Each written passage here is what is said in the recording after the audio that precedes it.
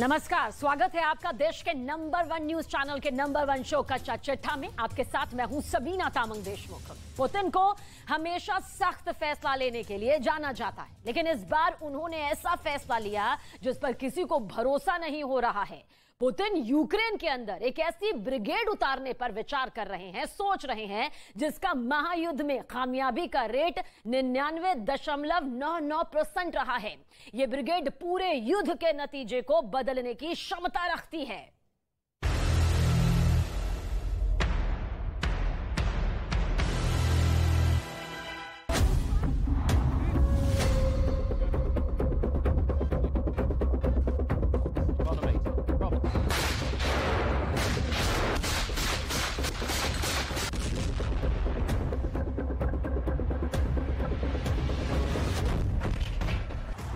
Putin का नाम दुनिया के इतिहास में उस किरदार की तरह याद किए जाएंगे जिसने कभी अपने राष्ट्र के हितों से समझौता नहीं किया।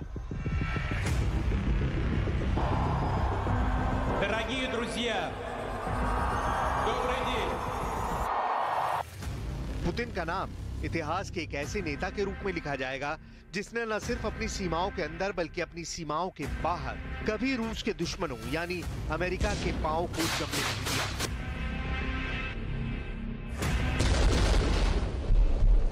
पुतिन एक बहुत महत्वाकांक्षी नेता हैं और वो ये जानते हैं कि उनके किस कदम को दुनिया किस रूप में देखेगी।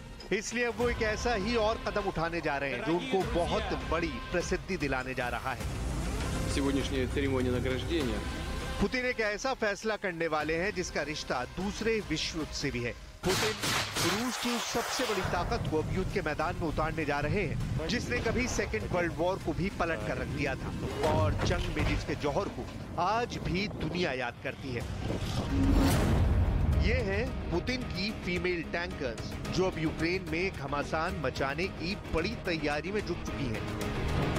कितनी खतरनाक है रूस की ये फीमेल टैंकर्स और क्यों दुनिया के बड़े बड़े अखबारों में इन फीमेल टैंकर्स की तस्वीरें छप रही हैं और इनकी बहादुरी के किस्से याद किए जा रहे हैं, सब आपको बताएंगे। लेकिन पहले देखिए कि कैसे करारा वार करती हैं रूस की लेडी कमांडर जिनकी लीडरशिप की मिसालें दी जाती हैं।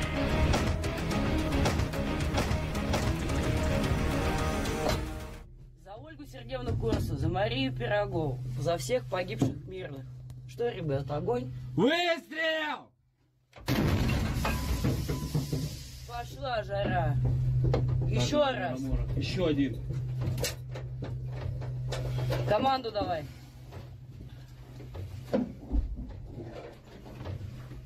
Заряжай.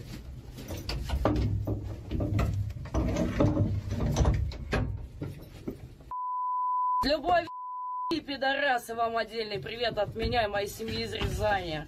Мишаня, Саня, Маман, Папуля. Огонь. Выстрел! Хорошо пошла. ये है रूस की वो फीमेल आर्मी जिसके अंदर कोई खौफ नहीं है, जिसके चेहरे पर कोई शिकन नजर नहीं आती है, जो जंग के मैदान में भी मुकाबला करने की क्षमता रखती है। एक तरफ यूरोप के कई देश यूक्रेन के अंदर मेन बैटल टैंक भेजने की तैयारी कर रहे हैं और दूसरी तरफ दावे किए जा रहे हैं कि पुतिन अपनी फीमेल टैंक आर्मी को जंग के मैदान में उतारने पर विचार कर रहे हैं। यह है रूस का शहर येकातेरिनबर्ग। यहाँ येकातेरिनबर्ग में पुतिन के निर्देशों पर महिलाओं को आर्मी ट्रेनिंग देने के लिए मिलिट्री कैंप चलाए जा रहे हैं।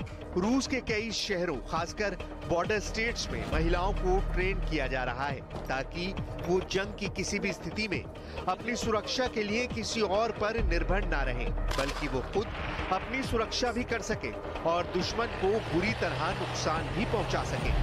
Мобилизация началась в конце сентября, и вот в октябре открылась женская гвардия Урала. И какой большой поток граждан мужского пола, да, хлынуло у нас в Казахстан, там, в Армению, куда они еще там поехали, не знаю. То есть, ну, для меня это дико. И хотелось показать, что вот мы, женщины, мы можем, почему вы-то бежите. То есть у меня вот внутренний посыл был такой. इन महिलाओं में कई ऐसी भी हैं जिनके पति इस वक्त भी यूक्रेन के अंदर लड़ रहे हैं और कुछ महिलाएं ऐसी भी हैं जिनके रिश्तेदार और घर वाले यूक्रेन के युद्ध में वीर गति को प्राप्त कर चुके हैं। С последнего приезда Он приехал очень... रूस की इन महिलाओं की आंखों में आज आंसू जरूर हैं, लेकिन अब ये बदला लेने के लिए खुद भी मिलिट्री ट्रेनिंग ले रही हैं और इनकी मिलिट्री ट्रेनिंग में अहम भूमिका निभा रही है ओल्गा। Основная глобальная цель – это поднятие патриотического духа нашего населения. Мы патриоты, мы должны показать, что Россия, мы хотим, чтобы нас видели, что мы патриоты, чтобы нас все другие люди заразились этой идеей. Хотя я думаю, что каждый человек, живущий на территории России, уже является патриотом априори. И чтобы другие страны видели, что Россия объединенная, добрая страна и патриотическая. इस वक्त रूस की सेना के अंदर 1 लाख महिलाएं काम कर रही हैं। रूस की महिला सैनिक यूक्रेन के अंदर भी जंग लड़ रही हैं। 12 जुलाई 2022 को यूक्रेन की जंग में पहली रूसी महिला सैनिक की मौत हुई थी, जिसका नाम था अनास्तासिया सवित्स्काया। अनास्तासिया की उम्र 35 साल थी। अभी इंटरनेशनल वुमेन्स डे के दिन पुतिन ने रूस की महिलाओं का उत्साह बढ़ाया था और कई क्षेत्रों में विशेष उपलब्धियों के लिए महिलाओं को सम्मानित भी किया था। इस मौके पर पुतिन ने यूक्रेन के युद्ध का जिक्र भी किया था। पुतिन अपनी फीमेल आर्मी पर बहुत फख्र करते हैं। Сегодня хочу отдельно поздравить женщин-военнослужащих, которые избрали для себя высочайшую миссию – защиту Родины. Женщин, девушек из боевых подразделений, военных врачей, фельдшеров, медсестер из полковых медпунктов, медицинских рот, госпиталей и больниц. Тех, кто с риском для собственной жизни на передовой спасает раненых. रूस की महिला सैनिकों का इतिहास काफी गौरवपूर्ण रहा है। फर्स्ट वर्ल्ड वॉर में भी रूस की महिला सैनिकों ने युद्ध में हिस्सा लिया था और सेकेंड वर्ल्ड वॉर में भी रूस की महिला ब्रिगेड ने अपना लोहा मनवाया था। साल 1917 में रूस के अंदर एक वुमेन बटालियन बनाई गई थी, जिसमें 2000 महिलाएं शामिल थी। 3 महीने के अंदर इसी बटालियन की 1750 महिलाएं वीरगति को प्राप्त हुई थी। सेकेंड वर्ल्ड वॉर में जब हिटलर की सेनाएं चारों दिशाओं में दिग्विजय पर निकली हुई थी और दुनिया में इंसान की जानों की कीमत बहुत सस्ती हो गई थी, उस वक्त भी रूस की आर्मी के अंदर महिला सैनिकों ने बढ़ चढ़कर हिस्सेदारी निभाई थी।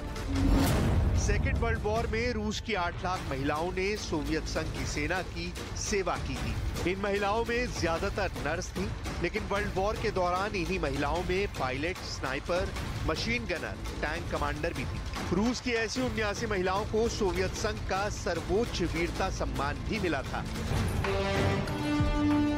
दूसरे वर्ल्ड वॉर के दौरान कुर्स्क की जंग में रूस की फीमेल टैंक सोल्जर्स ने बेहद अहम भूमिका निभाई थी। कुर्स्क की लड़ाई 5 जुलाई 1943 से 23 अगस्त 1943 के बीच चली थी। जर्मनी और उस वक्त के सोवियत संघ के बीच में ये खूनी युद्ध हुआ था। इससे 1 साल पहले स्टेलिनग्राड की लड़ाई में सोवियत संघ की सेना ने जर्मनी को हरा दिया था। उसके बाद मॉस्को से 280 मील दूर हिटलर ने कुर्स्क में नया मोर्चा तैयार किया था। जर्मनी ने कुर्स्क में मोर्चे पर 5 लाख सैनिक, 10,000 मोर्टार और तोपखाने, 2,500 लड़ाकू विमान और 2700 टैंक जमा किए थे।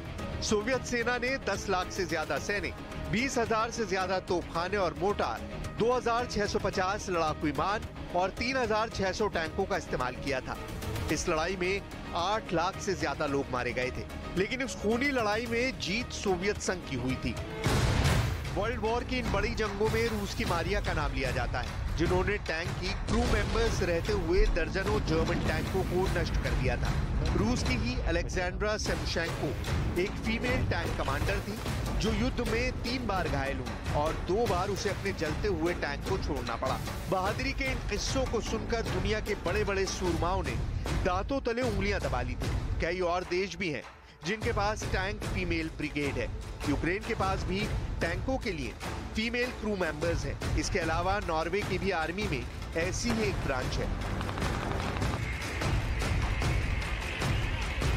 इजराइल की फीमेल आर्मी के बहादुर सैनिकों की भी दुनिया में काफी चर्चा होती रही है।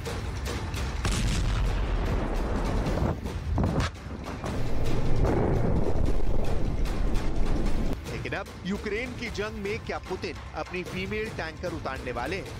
इसका जवाब जल्द मिलने वाला है।